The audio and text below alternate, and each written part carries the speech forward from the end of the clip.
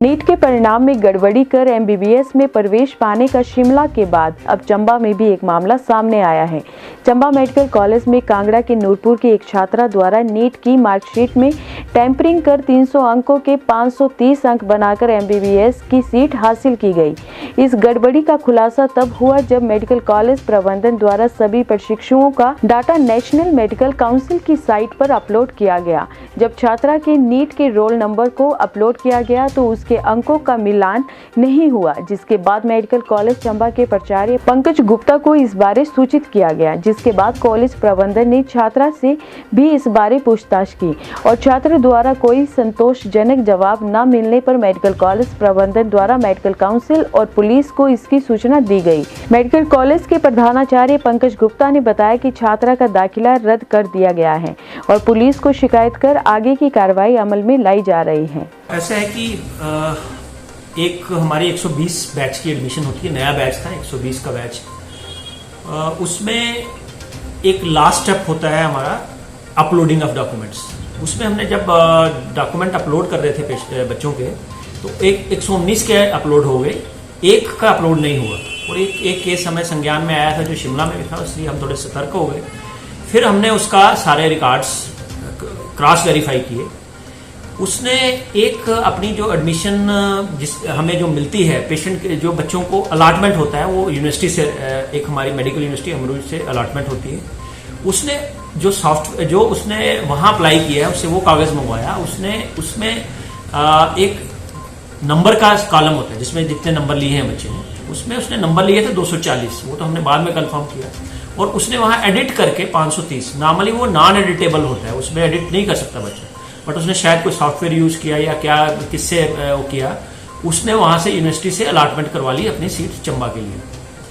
अब उसके बाद हमारे पास यहाँ स्क्रूटनी कमेटी होती है, हम सारे ओरिजिनल डॉक्यूमेंट्स जैसे 12वीं का domicile, category certificate, EWS certificate, वो सब चेक करते हैं, वो सब ठीक थे।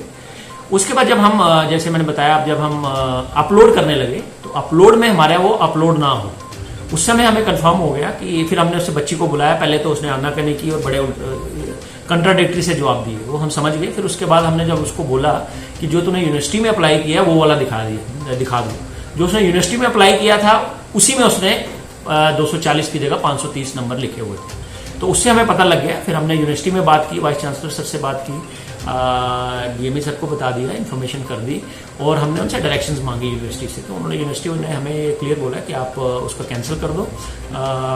परसों ही हमारे पास ये मामला हमारे पास आया और हमने उसकी सीट कैंसिल कर दी और परसों ही हमने शाम को पुलिस को इन्फॉर्म कर दिया और अगली कार्रवाई के लिए उसको पूरे डॉक्यूमेंट्स के साथ पुलिस को हमने रात के करीब 12 बजे के करीब रात, उसी दिन रात को, क्योंकि हमें इसमें थोड़ा लंबा प्रोसेस होता है, सारे नोटिंग लेनी होती है, लॉ अफसर वगैरह की मदद ली और हमने सारा रात को ही जितने भी डॉक्यूमेंट्स एविडेंस, जो हमारे पास डॉक्यूमेंट्री एविडेंस थे, उसके जो रोल नंबर्स थे, जो उसने चेंज करके लगाए थे, जो उसने ओरिजिनल था, वो सारा उनको भेज दिया और उसके खिलाफ हमने पुलिस में रात को ही मतलब कार्रवाई के लिए बोल दी, परसों रात को। क्या मानते हैं सर, किस तरह ये गलत है?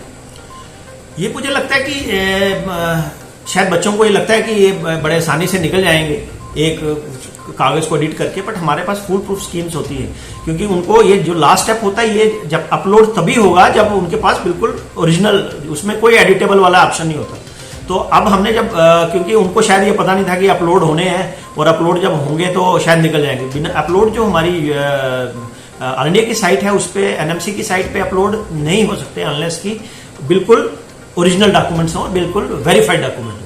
तो वो कोई भी ऐसा होगा वो अल्टीमेटली इस स्टेज से नहीं बच पाएगा। तो मुझे लगता है उन्होंने शायद कोई उसको एडिट किया, पीडीएफ को एडिट किया या कोई सॉफ्टवेयर यूज किया, बट ऐसा मामला मेरे ख्याल से शिमला में भी एक आया है, उन्होंने भी थोड़ा शायद दूसरे तरीके से किया, बट इन्होंने शायद एडिट किया। तो मुझे नहीं लगता कि ऐसा पॉसिबल है, क्योंकि लास्ट स्टेज हमारा बिल्कुल फुल प्रूफ स्टेज होती है। तो शायद बच्चों को आइडिया नहीं है, वो सोचते हैं कि निकल जाएंगे, पर नहीं निकल पाएंगे। अब जो सीट खाली हुई है उसके लिए क्या करें? उसके लिए हमने लिख दिया है, तो मोस्ट प्रॉब्ली वो किसी और जो डिजर्विंग कैंडिडेट है उसको मिल जाएगा।